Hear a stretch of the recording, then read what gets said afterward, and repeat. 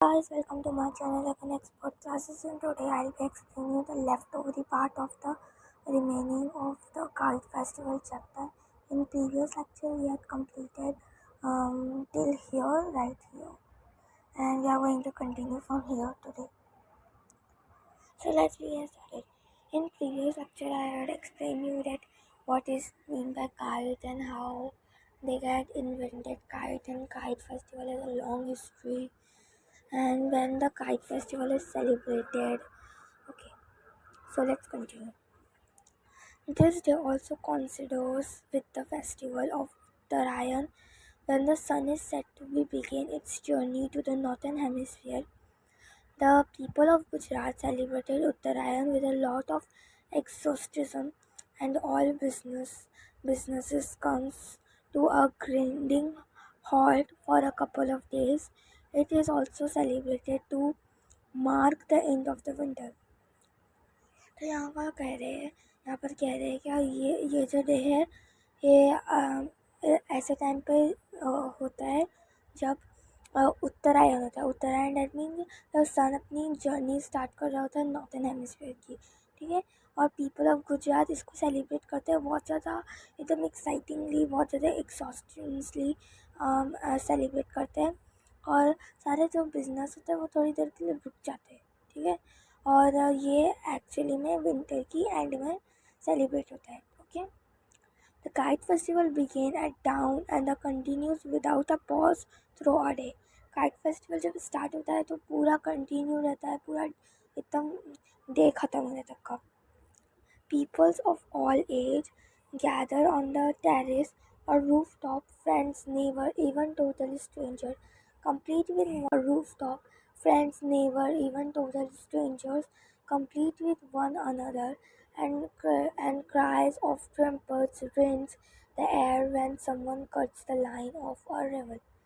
तो इधर बताया गया है जो सारी एज के लोग होते हैं, यहाँ तक के जो भी एक दूसरे को जानते हैं, फ्रेंड्स हो, नेबर्स, यहाँ तक के स्ट्रेंजर भी क्यों ना हो, वो एक दूसरे का आते हैं और एक दूसरे की काइट कट करते हैं एकदम एकदम शिद्दत के साथ, एकदम रो धो के एकदम अच्छे से.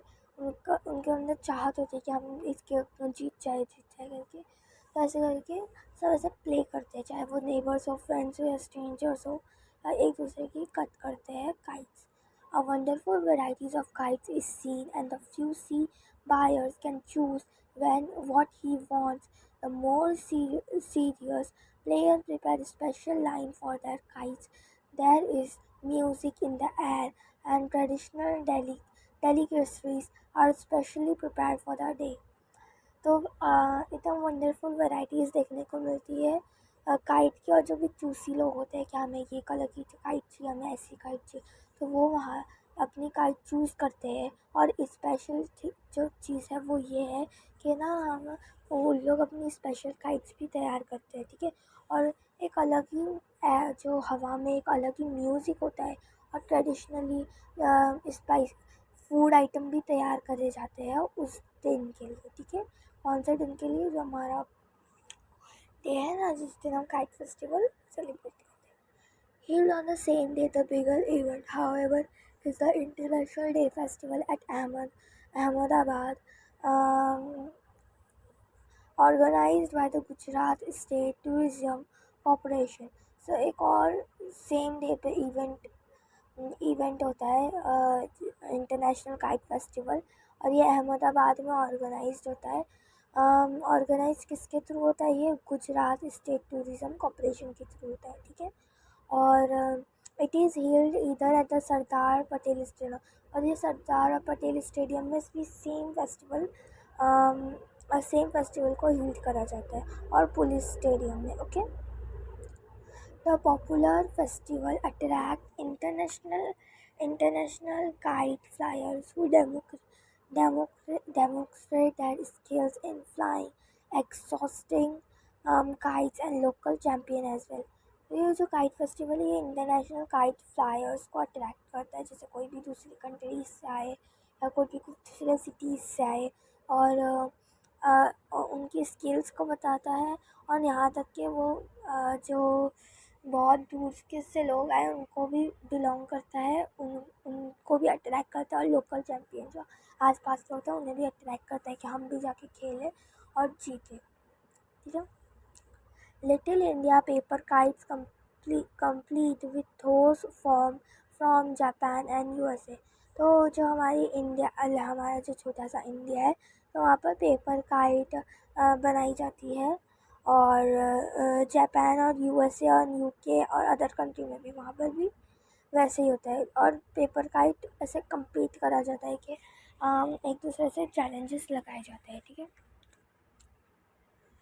Excited spectators watch in awe और amazement, in awe मतलब amazement, as marvelous shapes such as eagles and snakes soars into kites as sights।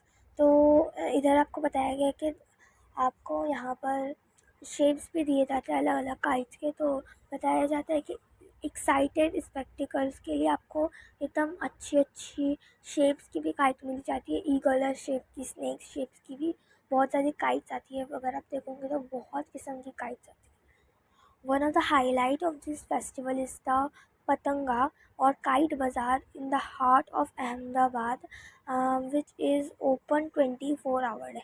और एक और हाईलाइट है जिसको बोलते हैं पतंगा और काइट बाज़ार, ये अहमदाबाद में है, बोला जा रहा है यहाँ पर, और ये 24 आवर्स के लिए ओपन हो जाता है जब ये फेस्टिवल रहता है, और पूरे वीक चलता रहता है।